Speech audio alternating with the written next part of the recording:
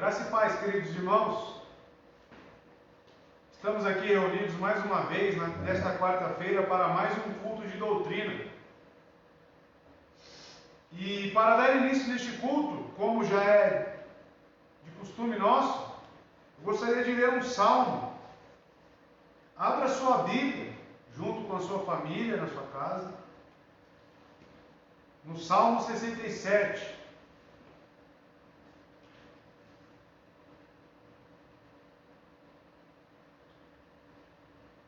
Salmo 67. O Salmo diz assim: Deus tenha misericórdia de nós e nos abençoe, e faça com que a sua face brilhe sobre nós. Que o teu caminho, tua salvação, louvem-te os povos, ó Deus, louvem-te todos os povos. Alegrem-se as nações e cantem de alegria, pois tu julgarás os povos retamente e governarás as nações sobre toda a terra. Que os povos te louvem, ó Deus, que todas as nações te louvem. Então a terra dará seu fruto e Deus, nosso próprio Deus, nos abençoará. Deus nos abençoará e todos os confins da terra o temerão. Que essa seja a sua canção neste momento, reconhecendo que o senhorio do nosso Deus, ele será estabelecido entre todos os povos e todas as nações. Um julgamento é certo, um tempo onde o próprio Cristo reinará, e que isso possa ser a canção. E ao mesmo tempo pedir a Deus, como abriu o salmo aqui, pedir a Deus que Ele tenha misericórdia de nós e nos abençoe. E faça com que a sua face brilhe sobre nós. Possamos clamar aí isso neste momento ao nosso Deus. Vamos cantar, vamos louvar o nosso Senhor.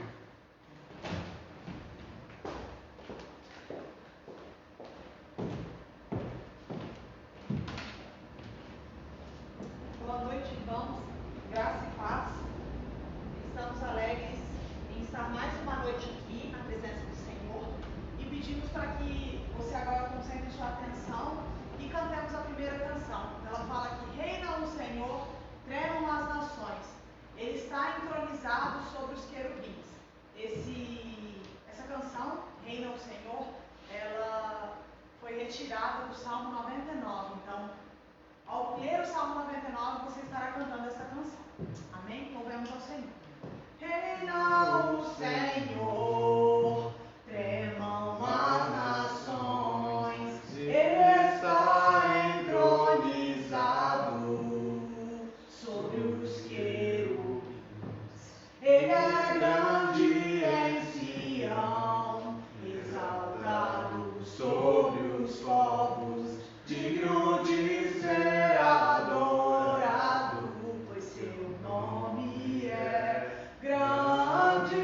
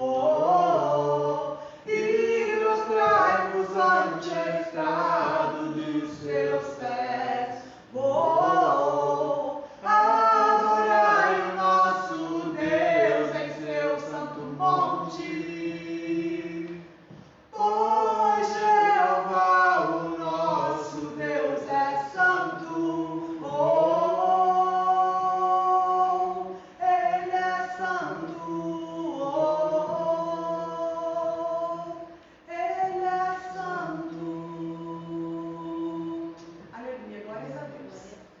A próxima canção que cantaremos fala que alegrem-se os céus, regozijem-se a terra, diga-se entre as nações, o Senhor reina e sempre reinará. Aleluia. Alegrem-se os céus, regozijem-se a terra, diga-se entre as nações, o Senhor reina. Alegrem-se os céus, regozijem-se a terra, diga-se entre as nações, o Senhor reina. Aleluia, aleluia, aleluia,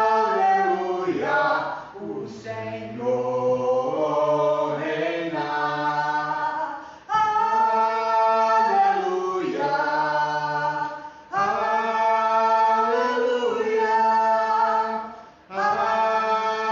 aleluia, aleluia, o Senhor reina.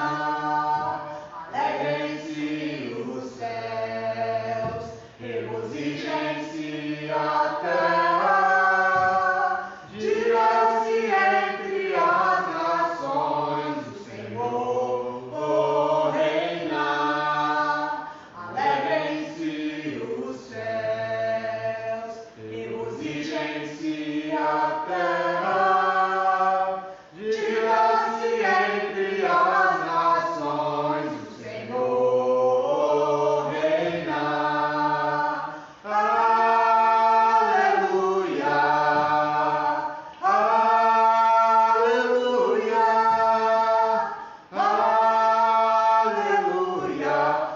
o Senhor reina. Aleluia, aleluia, aleluia,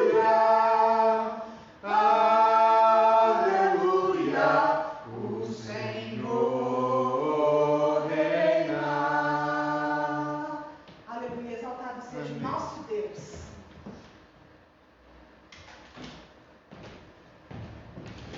Glórias a Deus, irmãos.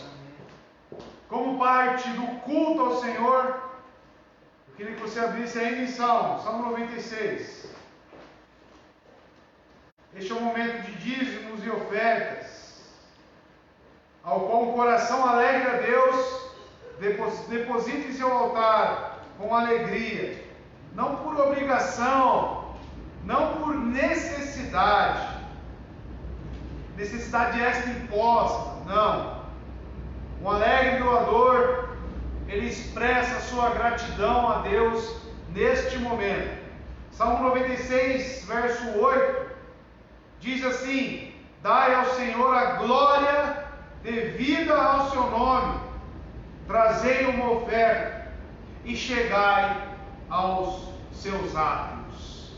Que nesse momento você possa estar se alegrando em Deus, você possa estar trazendo uma oferta e se achegando aos seus átrios. Aqui está a conta da nossa igreja, Banco do Brasil, agência 6535, dígito 8, conta corrente é 11509, dígito 6, a nossa tesoureira aqui, a favorecida, Isadora Molina Fiorito, CPF 435-255-218, dígito 63.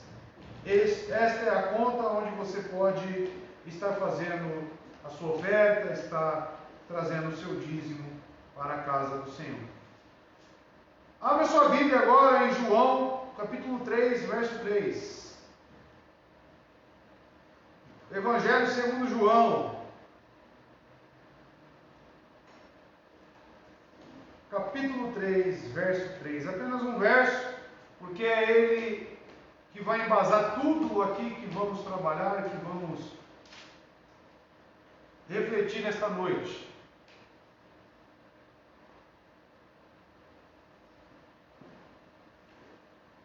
João capítulo 3, verso 3 diz assim: respondeu-lhe Jesus, dizendo: na verdade eu te digo, se um homem não nascer de novo, ele não pode ver o reino de Deus. Só apenas isso. Vamos orar. Incline sua cabeça agora, busque a ajuda de Deus através do Espírito Santo, para que Ele ilumine os nossos olhos, a nossa mente, para entendermos aqui a sua palavra.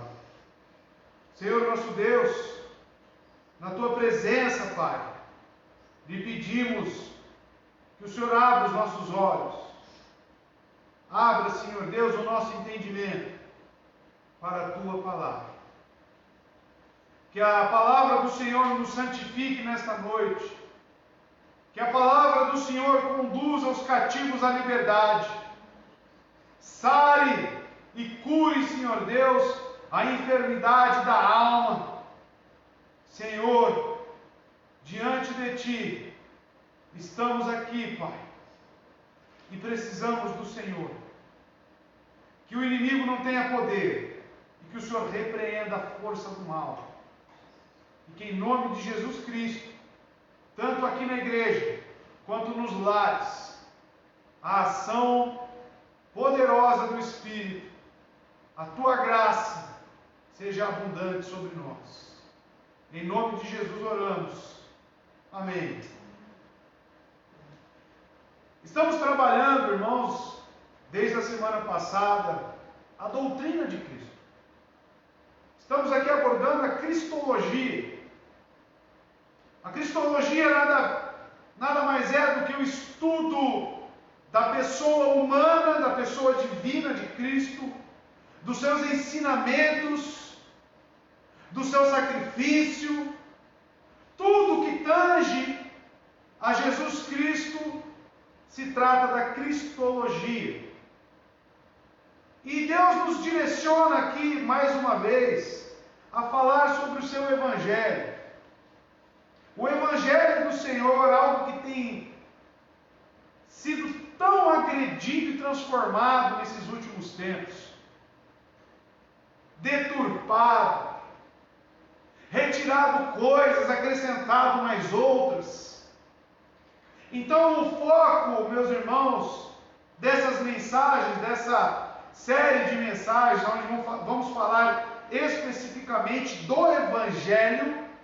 E quando falarmos aqui do Evangelho, temos em mente que todo este ensino volte para a pessoa de Cristo. Que através do Evangelho possamos observar quem Cristo é. A cristologia através do Evangelho. Então, o Evangelho segundo Jesus Cristo. E hoje, vamos falar um pouco sobre o novo nascimento. E segundo o Evangelho de Cristo, segundo o Cristo, Filho de Deus, o unigênito, Ele exige de mim e de todos aqueles que são cristãos o novo nascimento. Isto é uma exigência. Isso não é algo que fica a critério do homem. Não, o novo nascimento é uma exigência que está contida no Evangelho segundo Jesus Cristo. Então o texto se trata, meus queridos irmãos, de um diálogo entre Jesus Cristo e Nicodemos. Nicodemos é um fariseu, mestre da lei, muito conceituado entre os judeus. E está aqui Nicodemos diante de Jesus Cristo, fazendo algumas indagações e sendo repreendido por Jesus Cristo. E algo essencial que destacamos deste texto e aplicamos em nossas vidas é que certamente, por ser uma exigência nascer de novo, nem todo aquele que se diz crente o realmente é. conseguimos já extrair diretamente desse texto. Incrédulos que fazem falsas profissões de fé em Cristo. E aqueles que não são crentes verdadeiros podem ser iludidos, vindo a pensar que são salvos. Isso é fruto de um evangelho raso, de um evangelho diluído, de um evangelho deturbado, ao qual estão pregando hoje em dia. Um evangelho que não é um evangelho segundo Cristo, é um evangelho segundo o homem. E é sobre isto, meus irmãos, que vamos refletir esta noite. Este culto de doutrina tem como objetivo nos levar a conhecer o verdadeiro evangelho, a doutrina de Cristo. Este fato, antigamente, sobre você ter crentes verdadeiros e crentes falsos, era algo comum. Até o século XV, XVI, a época dos puritanos. Porém, nos dias de hoje, você é taxado como um louco, ou até mesmo um herege, se você indagar alguém sobre a verdadeira fé. A fé genuína, segundo as exigências de Jesus Cristo. Tudo fruto de um barateamento da graça, transformando a graça em algo que ela nunca foi, trazendo uma fé fácil e um evangelho distorcido. Isto está arruinando a vida da igreja. Ver qualquer tipo de resposta positiva a Jesus Cristo, hoje em dia é equivalente a uma fé salvadora. Já falamos em outras oportunidades sobre isso. Mas ao analisar e estudar o Evangelho, e não só os Evangelhos, como todo o Novo Testamento, você vai se deparar com essas questões.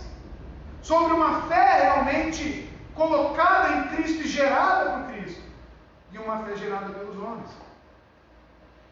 Hoje em dia, meus irmãos, qualquer tipo de resposta positiva, ela já é aceita como uma fé salvadora. Os crentes de hoje estão dispostos a aceitar qualquer coisa, que não a rejeição aberta, como a autêntica fé em Cristo. O que seria uma rejeição aberta? A vida da pessoa não representa Cristo.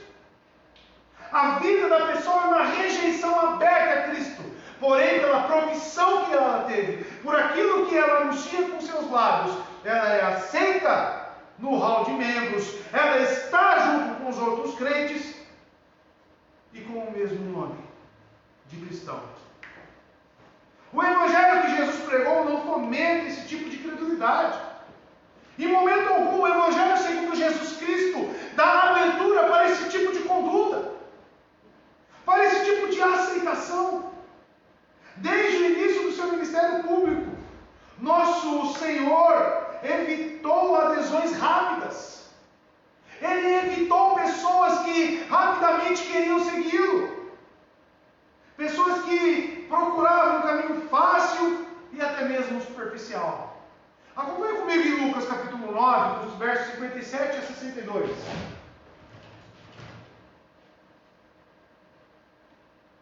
Lucas 9, 57 a 62. Quando andando pelo caminho, um homem lhe disse: eu te seguirei por onde quer que fores. Espera aí. Eu te pergunto, meu querido irmão, hoje em dia, qualquer pessoa que chega na igreja e fala esta frase: eu seguirei Jesus por onde quer que ele fosse, é aceito ou não é? Isso aconteceu com o próprio Cristo. E eu quero que você preste atenção no texto. Jesus respondeu: as raposas têm suas tocas e as aves do céu têm seus ninhos, mas o Filho do Homem não tem onde repousar a cabeça. Isso aqui representa para você uma aceitação fácil? Jesus Cristo prontamente recebia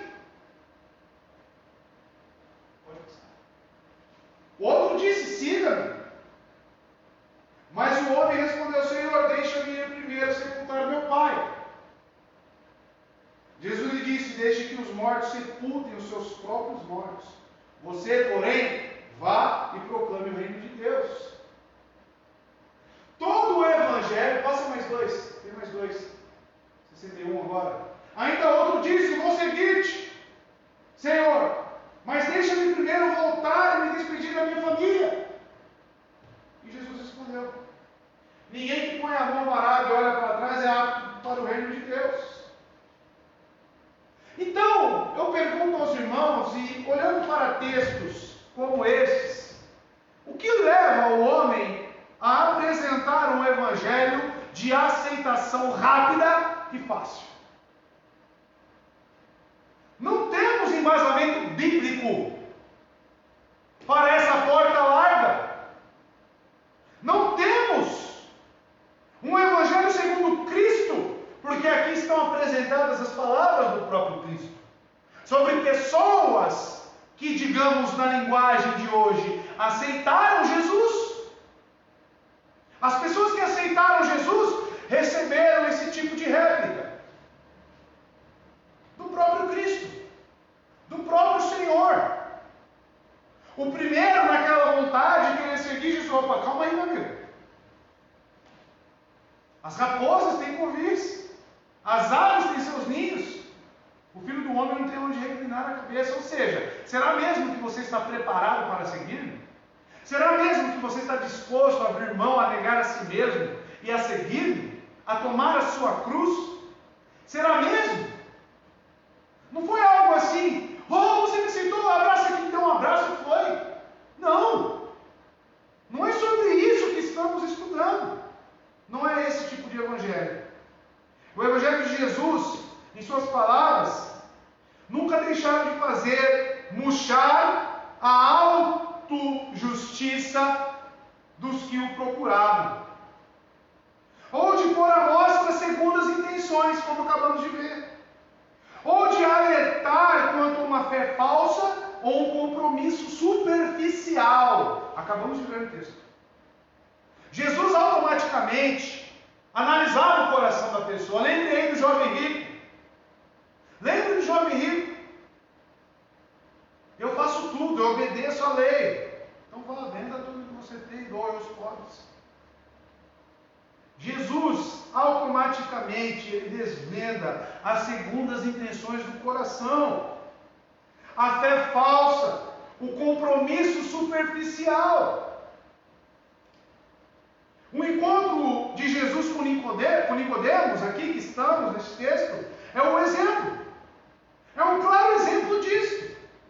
Ironicamente, Jesus, que tanto confrontou a fé dos fariseus e seu antagonismo ao senhorio, à pessoa e à divindade de Cristo, iniciou seu ministério, Jesus, evangelístico, atendendo a um líder fariseu, ironicamente.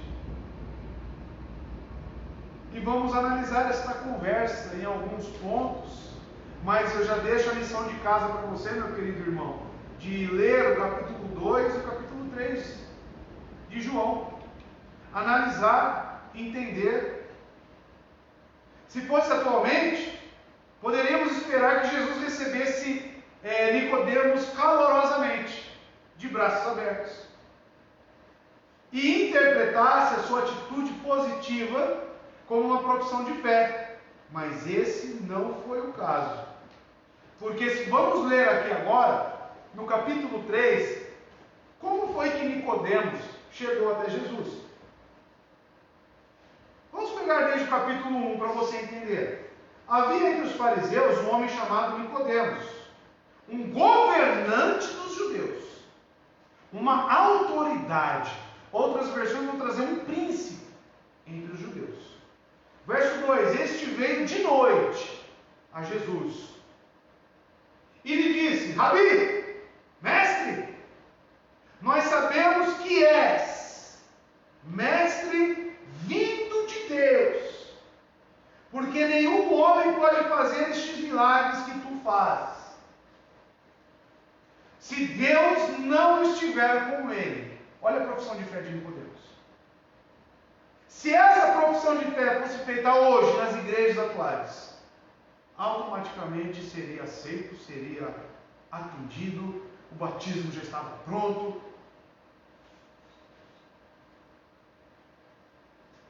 Eu queria te dizer, meu irmão, que o Evangelho e a resposta de Cristo a esta profissão de fé é a mesma ainda hoje. Nada mudou. O seu Evangelho não muda. Afinal, estamos falando de um Deus que é fiel e a sua fidelidade está totalmente atrelada à sua imutabilidade. Ele é fiel e podemos confiar na fidelidade de Deus porque Ele não muda. Aquilo que sai da boca de Deus, certamente Ele cumprirá. Porque Ele não muda. Longe de encorajar Nicodemos, o Senhor Jesus, que conhecia a incredulidade e a autojustiça de Nicodemos, existente no coração dele, tratou-o como incrédulo, porque estamos falando aqui de um fariseu. Veja comigo a resposta de Jesus a esta profissão de fé no versículo 3. Respondeu Jesus dizendo: na verdade eu te digo, e sabemos que sempre que Cristo faz de repetições, é porque Ele quer dar ênfase naquilo que Ele está dizendo.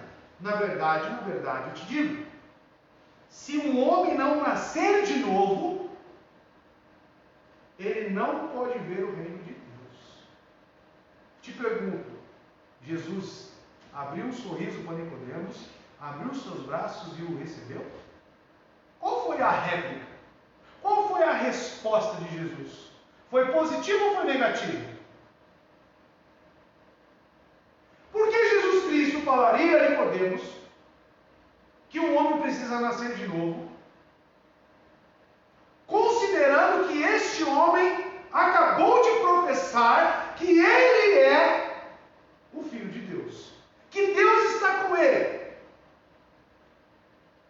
Certamente Jesus olhou para aquele homem, sabendo também que ele é um fariseu, segundo as Escrituras nos revelam, podemos já conduzir o nosso pensamento para a pessoa de Nicodemos e suas práticas. Porém, Jesus conhecia o coração dele. E por isso ele fala: se um homem não nascer de novo, ele não pode ver o reino de Deus. Aqui, meu irmão, fica claro para nós, até esse ponto, que profissão de fé não salva ninguém. Profissão de fé apenas é morta. E é isso que temos que entender. O seu Evangelho não muda. Seria essa passagem então um exemplo de facilidade? Alguns têm essa passagem das Escrituras como uma declaração de como é fácil crer em Jesus. Esta não é de forma alguma a questão focalizada neste episódio. Isso você pode ter certeza. O que vemos aqui esboçado, meus queridos irmãos, é a simplicidade do Evangelho. E não facilidade em aceitação. Que são duas coisas distintas. São duas coisas diferentes. Jesus não estava apresentando a este fariseu uma mensagem de fé fácil. Pelo contrário, o Senhor questionou tudo que era vital para este homem. Jesus exigiu um novo nascimento no decorrer do diálogo que tiveram. Você que já leu esse diálogo, você que já conhece, você sabe que Jesus Cristo traz questionamentos, confrontamento para este homem.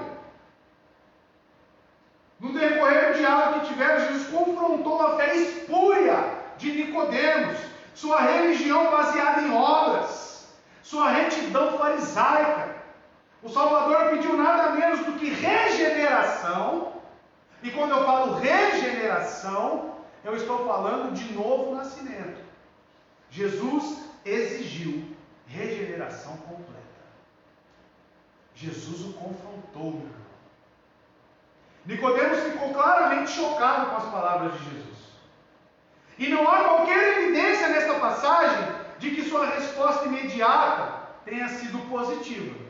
Não tem evidência no texto de que foi algo positivo, de que foi algo de aceitação. Não.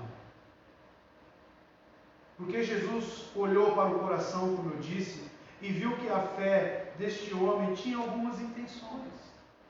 Neste momento. Nicodemos foi um dos descritos por João no final do capítulo 2, que vamos acabar de ver aqui. Vamos ver daqui a pouco. Que creram porque viram o milagre de Jesus. Esse tipo de fé nada tinha a ver com a fé salvadora. Abra sua Bíblia aí, ou vai passar aqui em João, capítulo 2, o verso 24 e 25, que são os dois textos antes, que antecedem esse diálogo. Não teve uma quebra de texto, irmãos. Não é porque tem o capítulo 2 e o capítulo 3, significa que são dois momentos diferentes. A Bíblia, em sua essência e na sua originalidade, ela não tem essas demarcações. A Bíblia ela é lida direto. Existe sim alguns momentos que o cenário muda, que o personagem muda, aí sim devemos focar a nossa atenção para um novo ensinamento. Mas aqui nesta conversa, ela vem depois de um acontecimento que está aqui no capítulo 2, verso 24 e 25. Mas Jesus não se confiava a eles, pois que ele conhecia todos. Não precisava que ninguém lhe desse testemunho a respeito do homem, pois ele bem sabia o que havia no homem. Jesus está se referindo a pessoas a qual Nicodemos faz parte. Jesus está falando no verso 24 e 25 sobre um grupo de pessoas a qual ele sondou o coração, a qual ele já sabe as suas intenções. E após ele dizer isso, entramos no capítulo 3, já falando sobre o fariseu Nicodemos, um líder religioso. Trata-se de uma afirmação clara quanto à ineficácia de uma fé artificial. Nicodemos é uma ilustração do que seja uma fé falsa. A sua mente aceitava a verdade de Cristo, porém seu coração permanecia não regenerado. E quantas pessoas estão assim no meio cristão? Aceitam intelectualmente as verdades de Cristo, porém o coração permanece não regenerado. Essas pessoas não nasceram de novo. Nicodemos inicia a conversa com uma profissão de fé, como vimos no versículo 2 do capítulo 3. Sendo religioso, Nicodemos obviamente manifestaria grande interesse em qualquer um que ele sentisse ter sido enviado por Deus. Ele tinha visto os milagres de Jesus e sabia que ele vinha de Deus. Nicodemos estava presente nos milagres. Nicodemos sabia sobre os feitos de Jesus Cristo. Só que apenas isso não bastava. Ele ver, reconhecer, entender até mesmo, intelectualmente, professar isso com a sua boca, como ele fez no verso 2, não foi necessário. Era necessário um novo nascimento.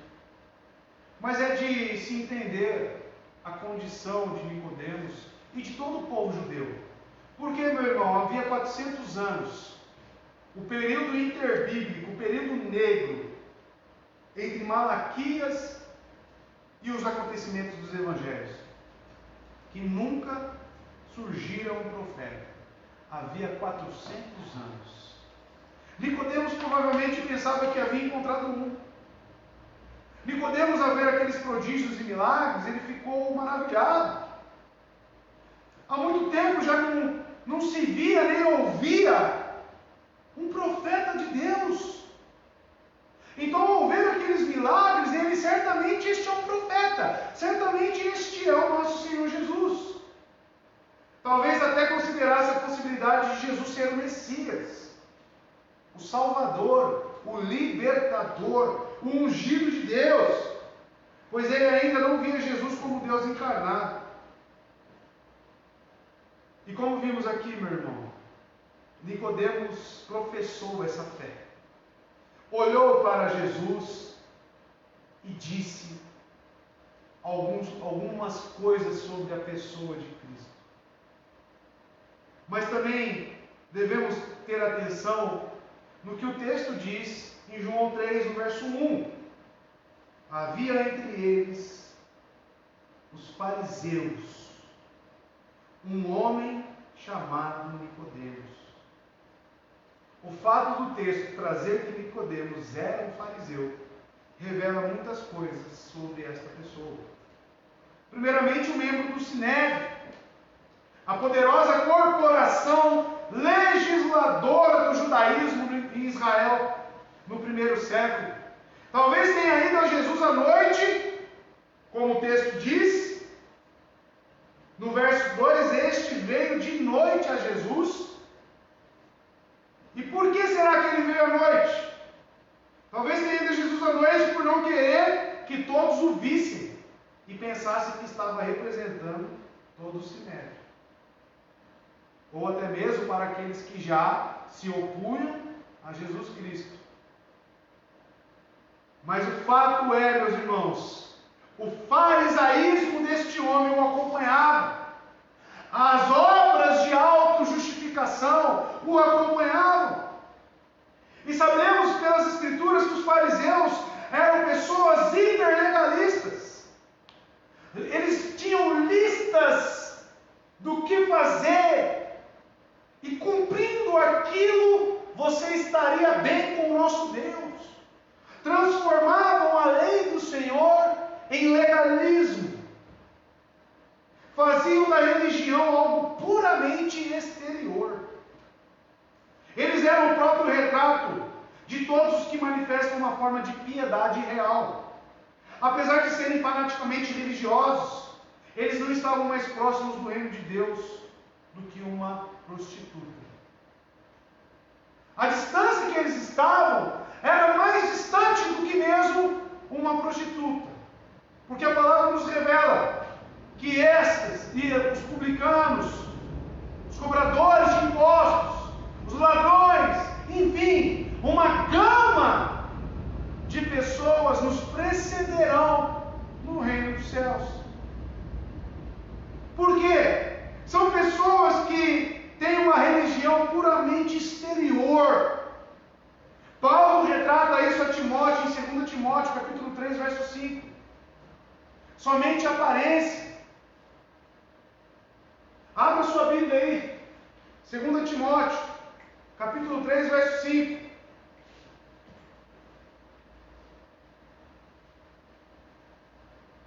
Abre aí, meu irmão. Parece que aqui deu problema. É bom que a gente já vai exercitando ler a Bíblia. E hoje está difícil aqui, irmão. 2 carta de Timóteo, a Paulo, capítulo 3, verso 5. Abre aí. Tendo a aparência de piedade, mas negando o poder dela. Destes, afasta-te. Deste, afasta-te. Quantas pessoas hoje em dia, meu irmão, tomam a aparência de piedade, mas negam o poder? Negam o poder de Cristo. Quantas? Isso é realmente algo triste. Isso é realmente algo que não acompanha o Evangelho segundo Cristo. Um Evangelho totalmente centrado na cristologia, no estudo de quem Cristo é. Nascer de novo é algo que nos é exigido. Quando Nicodemos ouviu Jesus falar sobre um novo nascimento, sua mente deve ter se transtornado. Ele sempre tinha acreditado que a salvação era alcançada através das obras. O ensino que os seus pais provavelmente passou para ele.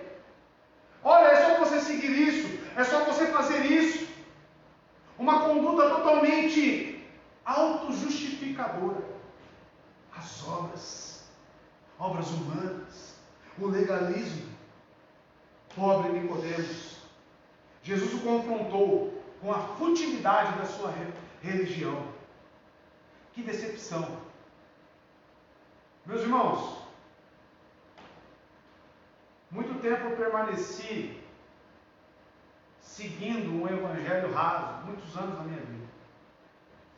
Muitos anos da minha vida, muitos que estão me ouvindo aí também tiveram a sua fé colocada numa religião totalmente legalista também. Numa religião totalmente autojustificadora, totalmente dependente das minhas obras, dos meus feitos. Sim, irmão. Isso tudo foi fruto de um ensinamento raso, de um evangelho diluído e transformado, que nos aprisionou por muito tempo. E quando eu tive a primeira oportunidade de ouvir um evangelho mais completo, com mais conteúdo e mais explicações, porque até então, ao ler a palavra de Deus, muitos sinais de interrogação vinham sobre a minha mente. Muitos textos não faziam sentido para mim. Eu não entendia. Não fazia sentido. E principalmente, o ensino que eu recebia colocava a própria Escritura em contradição contra ela mesma, segundo alguns outros textos. Mas o que eu quero destacar é o quê? Quando apresentaram este novo Evangelho para mim, quando Cristo realmente abriu os meus olhos e colocou o entendimento do Evangelho segundo Ele, eu tive uma crise na minha fé, acompanhada até mesmo de raiva, acompanhada até mesmo de indignação.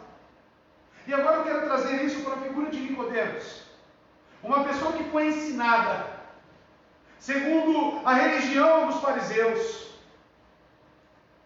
de obras e obras, legalismo e legalismo. E Jesus Cristo vira para esse homem e diz: é necessário que você nasça de novo. É necessário que você tenha uma regeneração. É necessário, porque sem esta, ninguém entrará no reino dos céus.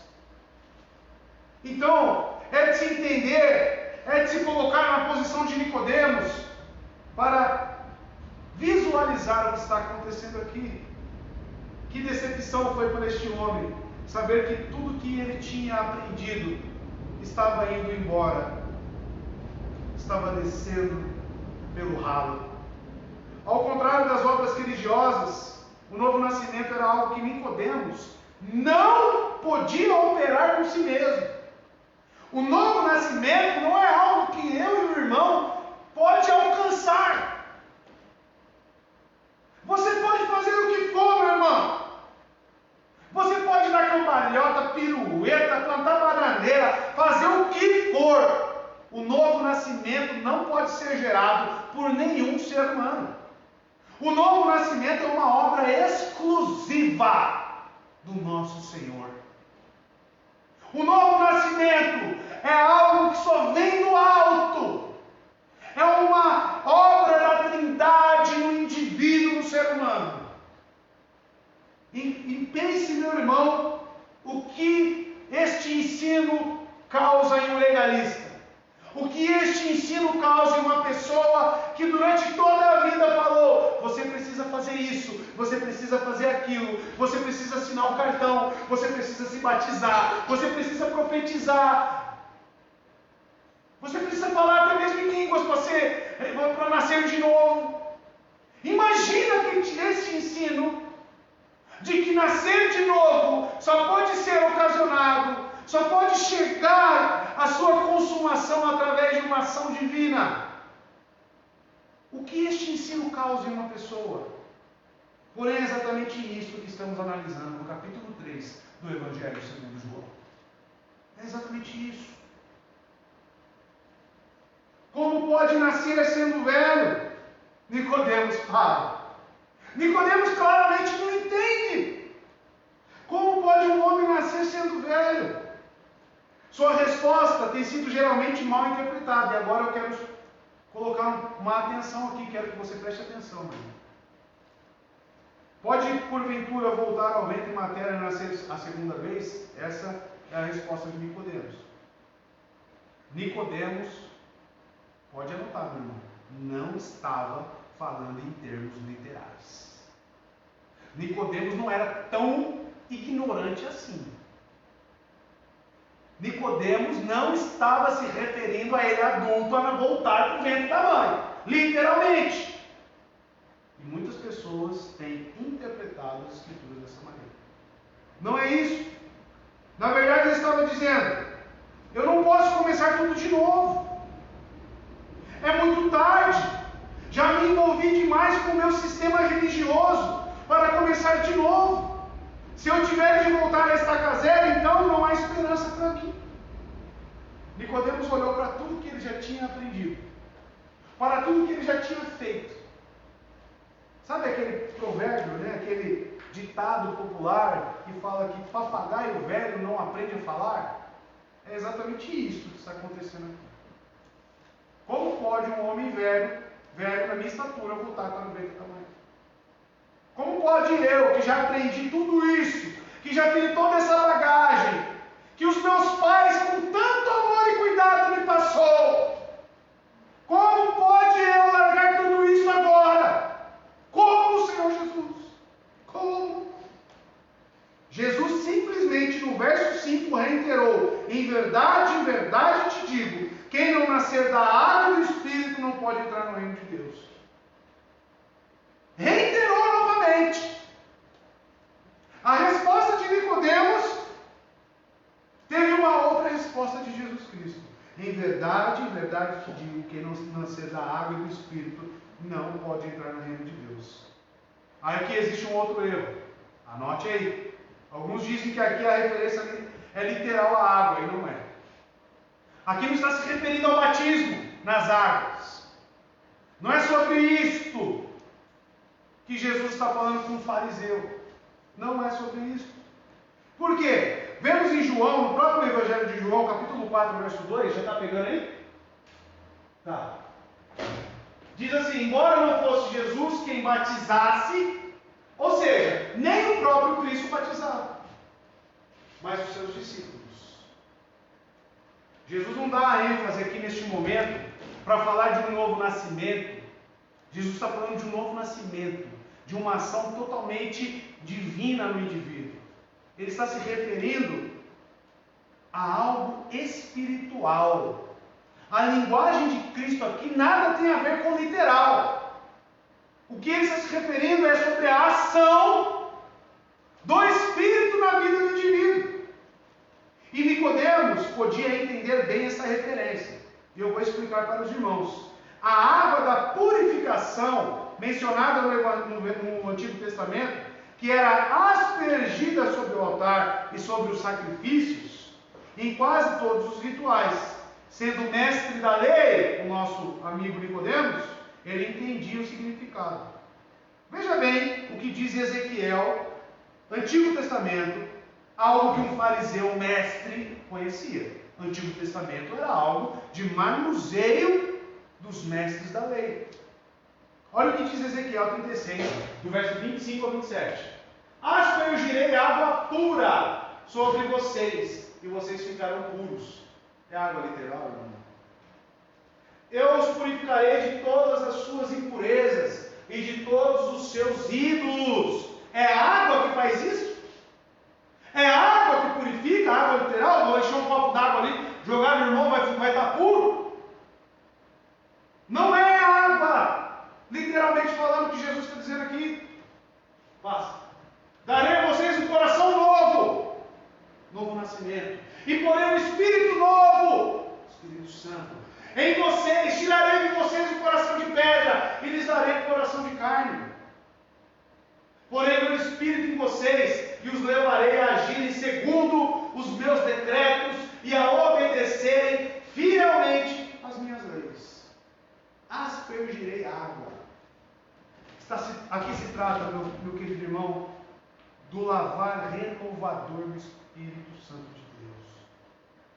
Tito 3,5 diz sobre este lavar: não por causa de atos de justiça por nós praticados, mas devido à sua misericórdia, ele nos salvou pelo lavar, regenerador e renovador do Espírito Santo.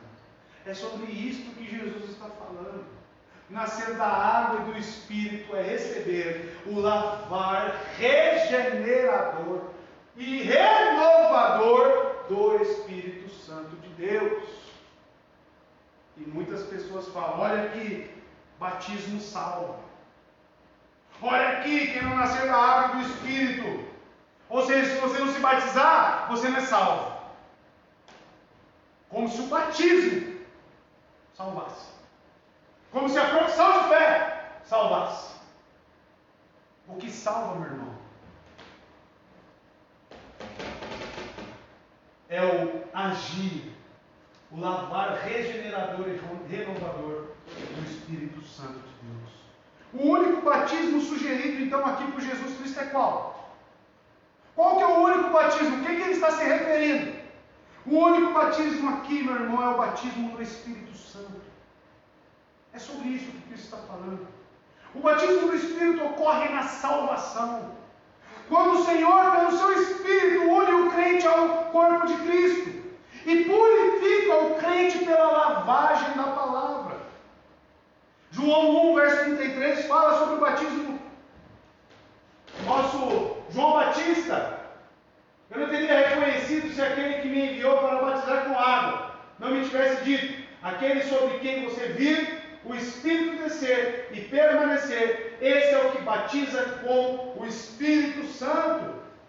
Efésios 5, 26 fala sobre esse lavar. Efésios 5, 26: para santificá-la, tendo-a purificado pelo lavar da água mediante a palavra. É isto que purifica o homem. O agir transformador do Espírito Santo, em entender, em revelar a Escritura. É isto, meu irmão. João 15, verso 3 também fala: limpos pela palavra. Vocês já estão limpos pela palavra que lhes tenho falado. Como é que podemos olhar para a Escritura e entendê-la? Conforme diz o apóstolo Paulo, na carta a Coríntios: somente pela ação do Espírito Santo.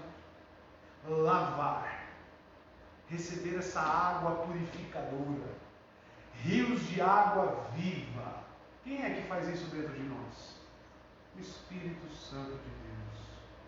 Então, cuidado, meus irmãos, para, ao ler esses textos, assimilar com termos literais. Temos que olhar para o texto e interpretar no sentido em que Cristo está querendo passar para aquele homem e automaticamente para nós. Portanto, Jesus disse a Nicodemos: você tem de ser purificado espiritualmente. É isso que ele está querendo dizer. E renascido espiritualmente. O centro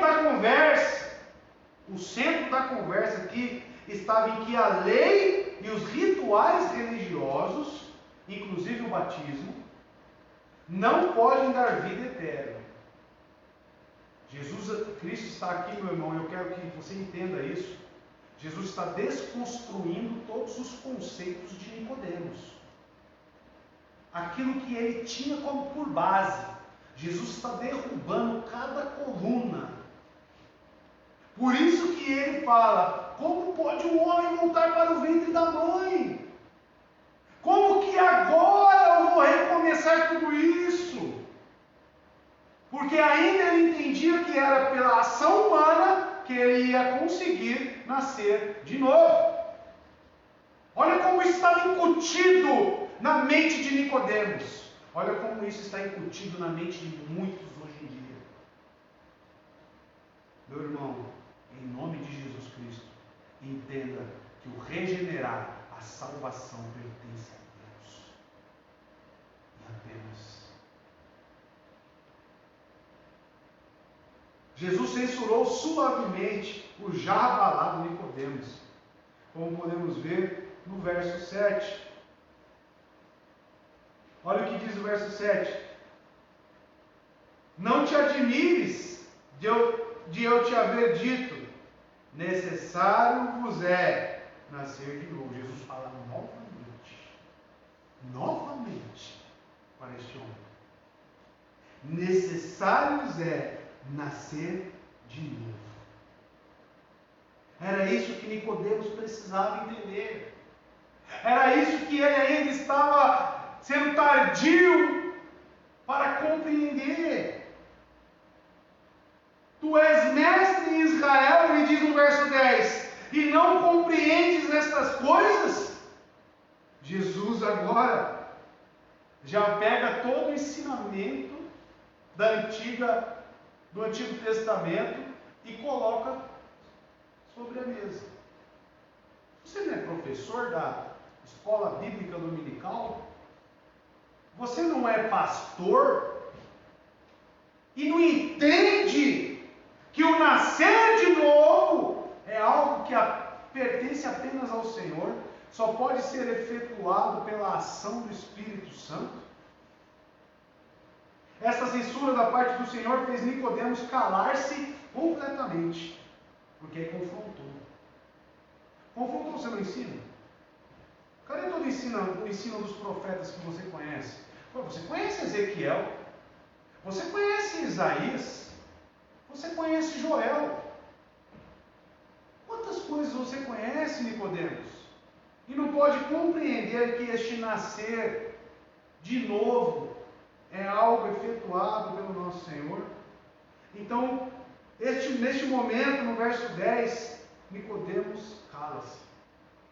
Não fez mais comentários.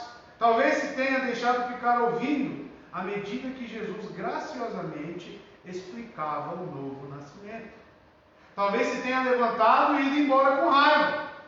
Como eu disse aqui, que é uma das reações que a pessoa tem quando recebe um evangelho com conteúdo e explicação. Segundo o nosso Senhor Jesus Cristo. João, porém, não registra o que aconteceu. Parece que no final tornou-se um crente, porque sabemos que em João 19, verso 38 e 39, ele, junto com José de Arimateia, resgata o corpo de Jesus Cristo para dar uma sepultura para o nosso Senhor. Então, no decorrer do tempo, parece que esta ação graciosa, efetuada pelo Espírito Santo, realmente atingiu a vida deste homem, para a honra e glória do nosso Senhor Jesus Cristo. Seu silêncio, porém, é compreensível. Imagine você na situação de Nicodemos. O questionamento de sua aptidão como líder espiritual teve um efeito devastador. O uso que o Senhor fez do artigo definido mestre Israel, você não é mestre Israel? Você não é governador? Você não tem uma alta posição no Sinédrio? Indica que Nicodemos era tido como mestre, preeminente de todo Israel. Nicodemos era alguém importante, irmão. E não era qualquer um. Porém, esta censura que Jesus Cristo faz a ele, indica que ele tinha uma compreensão muito limitada das Escrituras. E isso traz uma verdade para cada um de nós. Não é a tua posição na igreja que diz que você entende sobre a palavra. Não é o seu cargo, não é como as pessoas lhe enxergam, que realmente indica e revela o quanto você conhece e compreende das Escrituras. Então cuidado, meu irmão, cuidado, porque a repreensão de Jesus Cristo ela acontece. E ora a Deus para que aconteça ainda aqui, para que você seja corrigido por Ele e colocado nos caminhos do Senhor.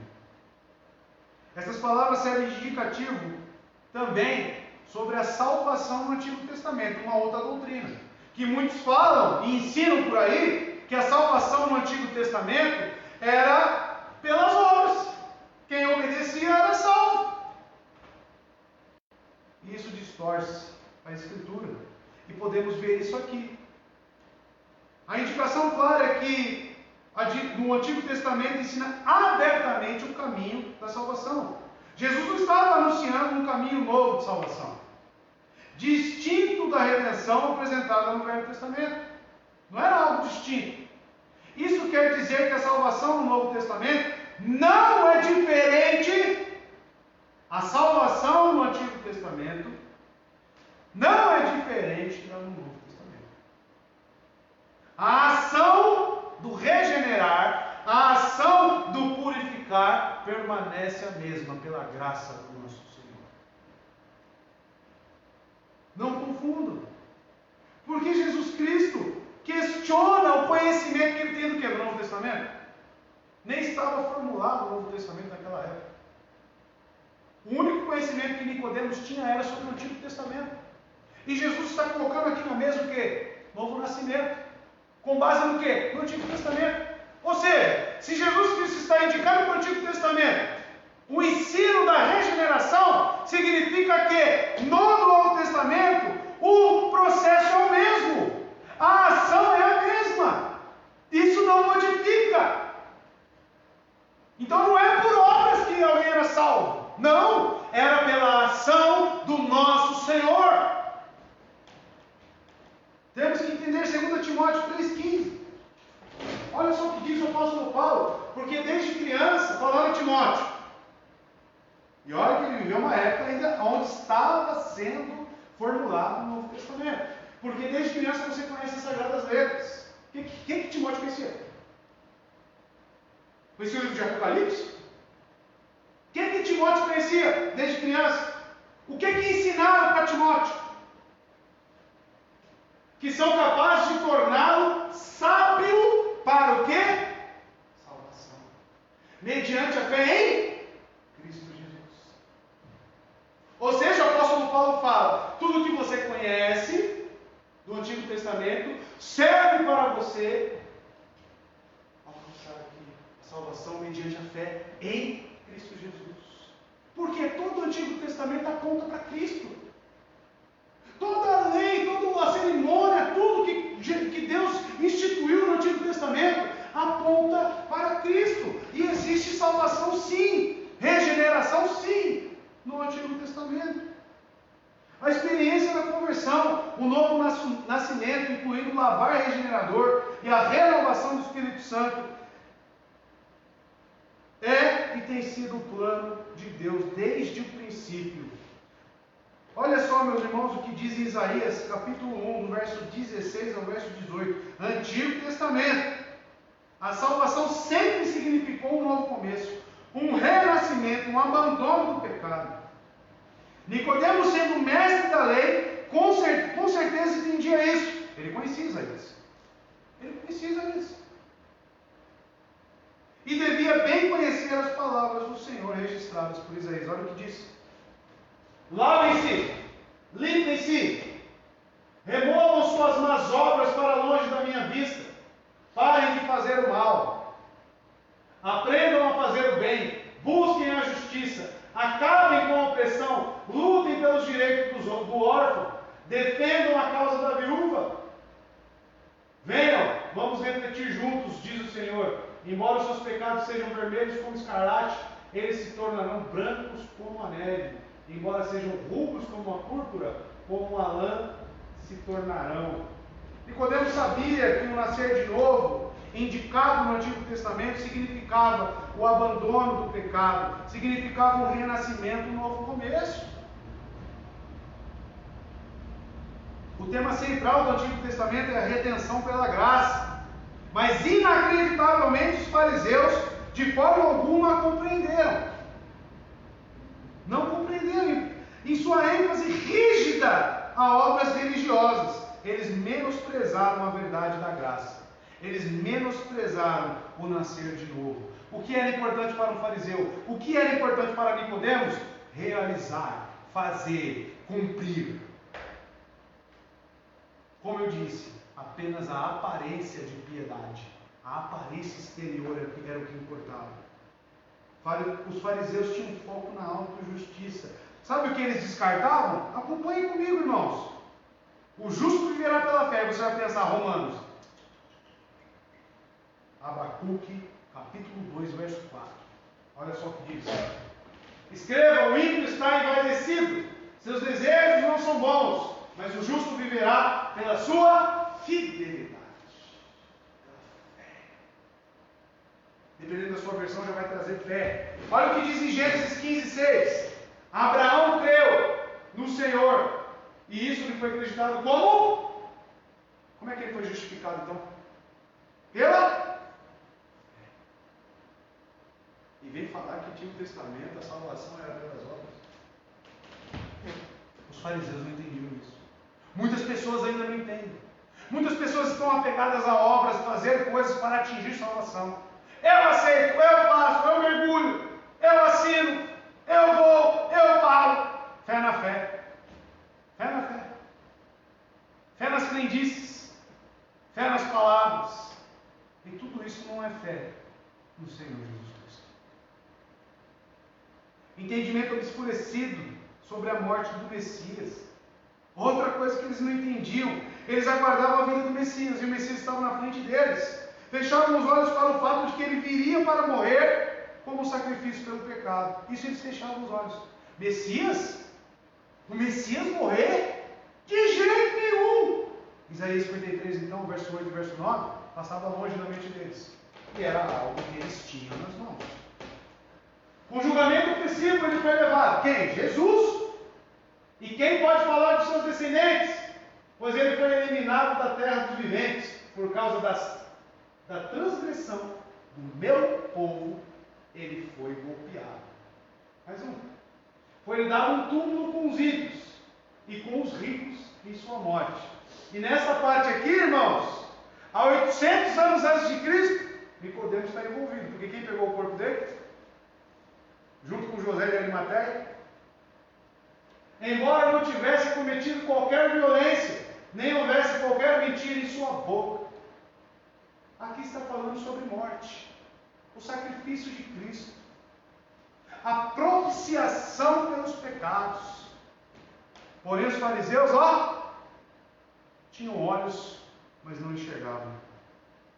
Os homens têm sempre tropeçado na simplicidade da salvação. É por isso que tantas seitas existem hoje em dia, e cada uma tem uma opinião especial com relação à doutrina da salvação. Cada uma corrompendo a simplicidade do Evangelho, revelado na palavra de Deus, pregando a salvação por boas obras. E cuidado, meu irmão, porque você falar aceitar Jesus, dependendo de como você emprega essa palavra, ela conota boas obras. Depende do homem, depende da sua aceitação. E não é isso que a palavra diz. Não é isso que as Escrituras nos revelam. A mensagem é simples. Deus salva graciosamente pecadores arrependidos. Deus salva graciosamente a pecadores arrependidos que se achegam a Ele em fé. Não há segredo nem mistério, nem obscuridade, nem complexidade, se Nicodemos realmente entendesse isso. De professor, então, passa a ser um ignorante. Apesar de suas grandes habilidades como professor, mestre em Israel, como diz o texto, e de sua obsessão pelos detalhes da lei, Nicodemos falhou. Jesus não disfarçou a verdade e nem tentou, presta atenção, Jesus não disfarçou a verdade e nem tentou torná-la mais apetecível, mais aceitável, mais suave. Irmãos, eu quero deixar algo bem claro para os irmãos. A única pessoa que eu temo quando eu subo neste púlpito é a Deus. E eu sei que se eu omitir alguma coisa da verdade, isso será acreditado no meu juízo contra mim mesmo. Então eu não me preocupo, irmão. Assim como Jesus Cristo não se preocupava, eu não me preocupo com o biquinho, eu não me preocupo se a pessoa não vai mais nessa igreja, eu não me preocupo, irmão. Eu não me preocupo, eu me preocupo em agradar a Deus e a ser fiel às Escrituras. Eu não me preocupo se você está gostando, se você não está gostando da mensagem. Se você gosta do louvor, se você não gosta do louvor. Eu não me preocupo com a sua opinião. Eu me preocupo com a opinião de Deus sobre aquilo que eu estou fazendo em nome dEle. E você deveria temer da mesma maneira. Por que eu vou temer aqueles que podem matar o corpo e não temer aquele que pode matar a minha alma?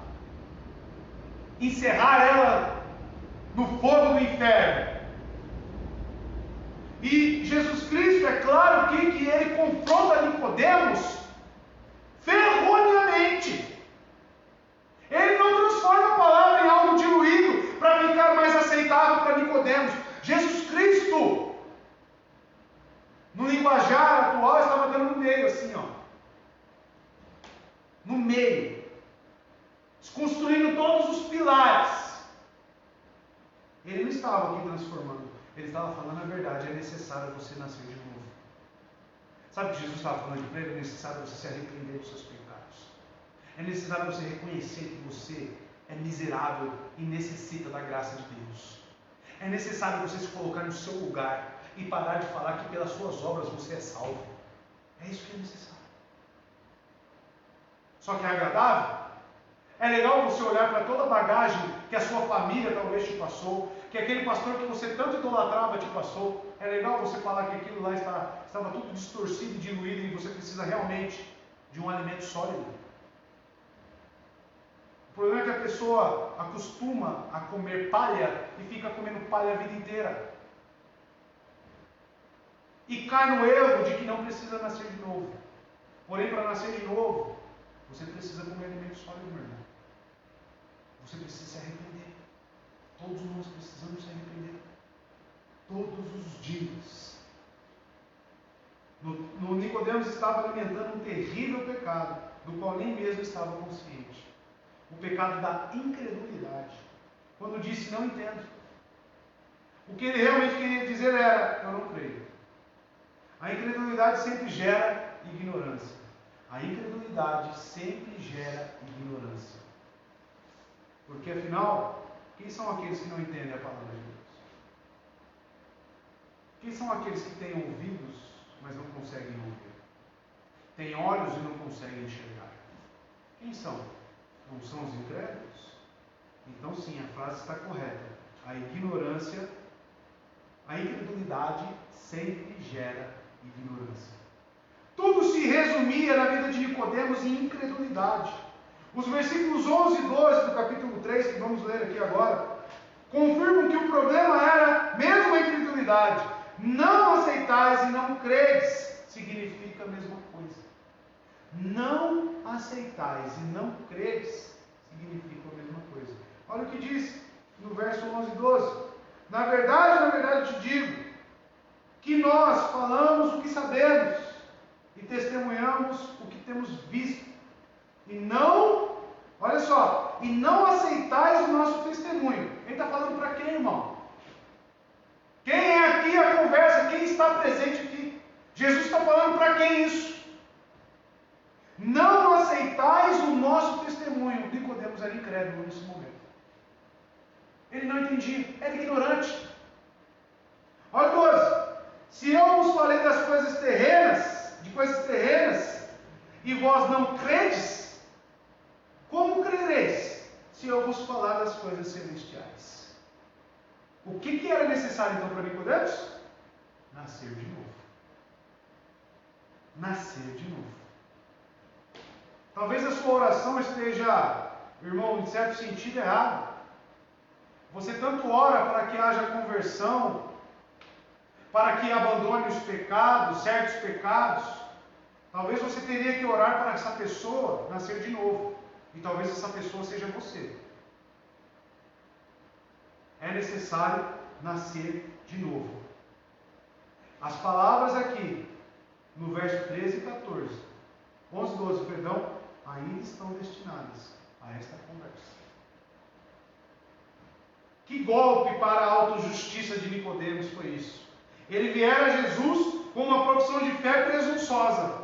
Eu vou relembrar as palavras dele, para não fugir da sua cabeça. No verso 2, este mês de noite Jesus ele disse, Rabi, nós sabemos que é o mestre vindo de Deus. Olha a presunção, olha a presunção. Porque nenhum homem pode fazer estes milagres que tu fazes, se Deus não estiver com ele. Quantas pessoas estão vindo à frente e falando, eu creio em Jesus Cristo como o Senhor da minha vida? Você entende qual é o peso dessa palavra? Você entende o que é descer as águas do batismo? Você realmente entende o que isso significa, meu irmão? É necessário nascer de novo. Por isso que João Batista pedia frutos de arrependimento. Porque o batismo ele vem após o nascer de novo. O após entender a mensagem. O após ser batizado com o Espírito Santo. Ser batizado com o Espírito Santo é ser salvo, irmão. É ser salvo. E só existe um batismo. Não tem uma outra experiência após esta. Uma só nos basta. Uma só nos basta. E algumas pessoas, infelizmente, falam que é necessário falar em línguas para ser batizado com o Espírito Santo. Precisa nascer de novo. É necessário nascer de novo. Essa é a semelhança de muitos religiosos. Nicodemos não queria confessar-se como um pecador perdido. Jesus sabia da verdade. Nicodemos via a si mesmo como um grande líder espiritual. Um grande líder, um mestre. Jesus o reduziu a nada. Jesus colocou toda a expectativa, toda a auto-justificação de Nicodemos no nada. Jesus falou para ele: é necessário você começar tudo de novo. Nascer de novo. Em outras palavras, Jesus falou para eles: vai se converter, Nicodemos. Em outras palavras, foi isso. Vai se converter, Nicodemos. Ninguém subiu ao céu senão aquele que de lá desceu, a saber, o Filho do Homem. Verso 13. Olha o que Jesus fala: e nenhum homem subiu ao céu senão aquele que desceu do céu, o Filho do Homem que está no céu. O que Jesus Cristo quer dizer com isso aqui? Ninguém subiu ao céu por méritos próprios. Nenhum homem subiu ao céu. Somente o Filho do Homem. Somente ele. No verso 13. Ninguém pode subir ao céu, meu irmão. Ou seja, ninguém pode comprar a sua ida para lá. Ninguém pode fazer nada. Olha aqui, Deus, o que eu estou fazendo? Me garante uma vaguinha aí no céu aí, porque eu sou seu servo, estou trabalhando para o Senhor. Estou aqui tocando, todo domingo. Estou aqui pregando, venho com a roupa bonita. Olhe para mim, Senhor. Estou construindo uma casa lá no Jardim Planalto. Olhe para mim, Senhor. Tudo isso não serve de nada se não nascer de novo. Tudo isso não serve de nada se não nascer de novo. É isso que Jesus está falando. Deus desceu do céu e fala conosco através do Filho. Jamais conquistaremos o direito de subir ao céu e encontrar as respostas por nós mesmos. O único que possui esse tipo de acesso a Deus é aquele que de lá desceu. Olha o que ele fala: nenhum homem subiu ao céu, senão aquele que desceu do céu, o Filho do Homem que está no céu. É isso que ele está querendo dizer. Esta é, portanto, a sua mensagem. Importa-vos nascer de novo. A regeneração não é uma opção, é uma necessidade absoluta. Ninguém, nem mesmo o fariseu mais religioso, está isento da chamada divina para o novo nascimento. E aqui temos o ponto inicial do Evangelho segundo Jesus, segundo a cristologia. A parte da regeneração operada por Deus, a salvação. Sem esta regeneração feita pelo Senhor, é impossível ser salvo sem ela. A explicação da salvação: quando Nicodemos calou-se, Jesus explicou o novo nascimento em toda a sua simplicidade, de forma amorosa e graciosa. Começando no verso 14, dizendo: e como Moisés levantou a serpente no deserto, assim importa que o Filho do Homem seja levantado. Aí no verso 15 também: para que todo o que nele crê não pereça, mas tenha vida eterna. Aí Jesus começou a explicar o que é salvação. Para você entender essa referência, essa ilustração de Jesus Cristo, depois você anote aí, leia Números, capítulo 21. Ele dá um relato completo da serpente no deserto. O que significa? E resumindo esse capítulo, os israelitas estavam vagueando, tendo deixado o Egito, mas ainda não tendo entrado na terra prometida, murmurando a respeito da comida, criticando Moisés e lamentando como era má aquela situação. Finalmente, quando Deus se cansou, ele enviou uma praga na forma de centenas de cobras venenosas. As serpentes infestaram o arraial e as pessoas rebeldes foram picadas. É isso que aconteceu. E você falando que o coronavírus aí é do diabo. Quando perceberam que estavam morrendo, arrependeram-se. Foram a Moisés pedindo-lhe que intercedesse em seu favor. Aí Deus, em sua misericórdia, os perdoou e ordenou a Moisés que construísse um mastro com uma serpente de bronze no topo. O mastro deveria ser erigido no centro do arraial. E com apenas um olhar, as pessoas olhavam para aquele mastro e eram curadas. Deus não prescreveu um ritual ou um cântico. Da mesma forma, a salvação não é um fruto de uma cerimônia religiosa. A salvação não é fruto disso, irmão. Isso era válido para os israelitas no deserto. Era válido para Nicodemos. É válido ainda hoje. Olhe e será curado. Apenas um versículo de Números 21, no verso 8. Agora põe aí para mim.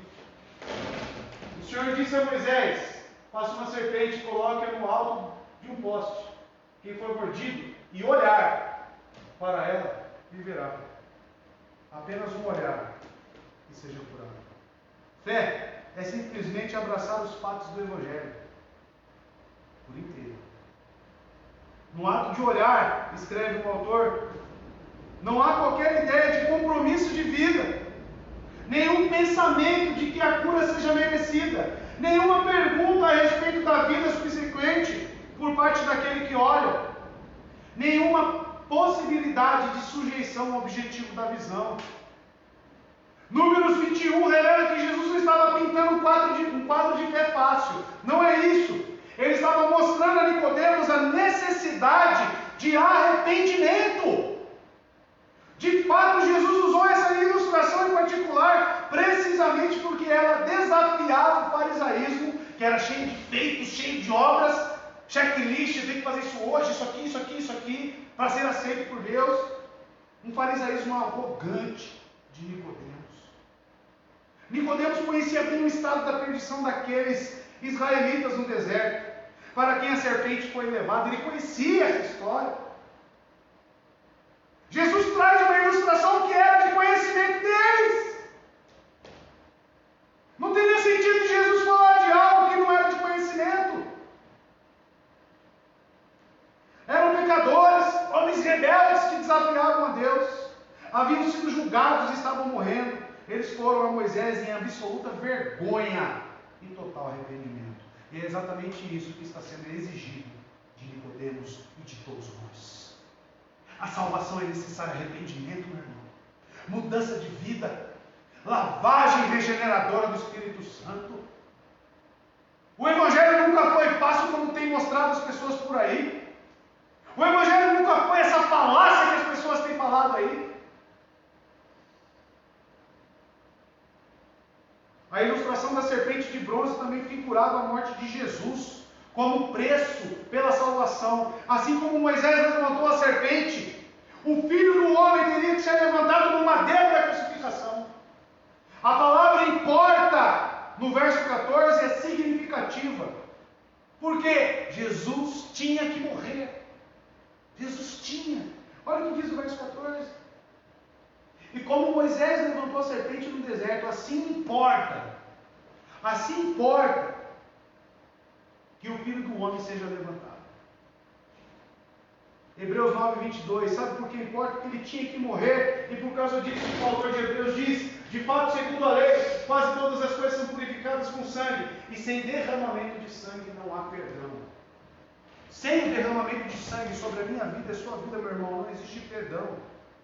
Não existe salvação. Não existe. Porque Deus amou o mundo de tal maneira, verso 16. Esta verdade é o versículo áureo de toda a Bíblia.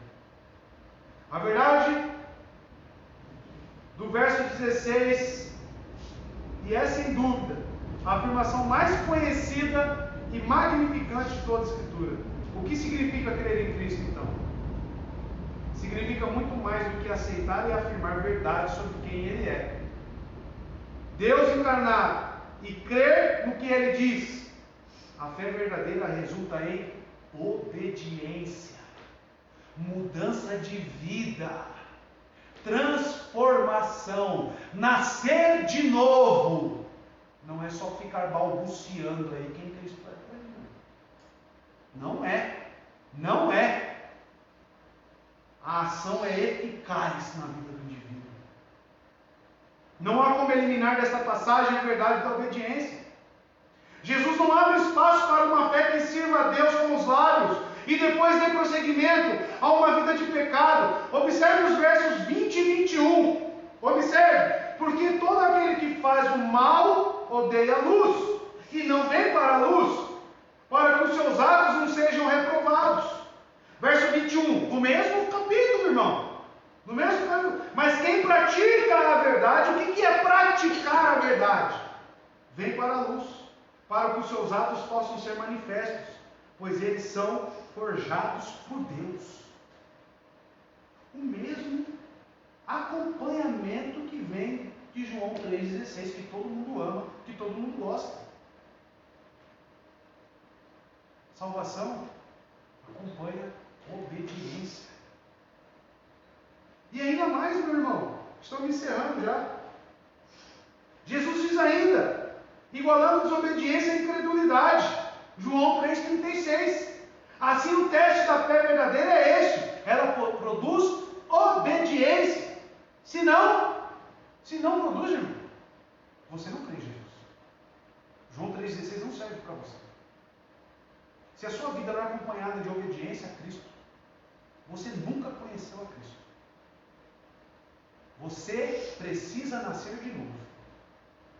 Não existe essa situação em você manter uma vida paralela com uma vida na igreja, uma vida no mundo onde você é igual às pessoas e dentro da igreja você põe aquela máscara, aquela vestimenta, aí você coloca a aparência de piedade.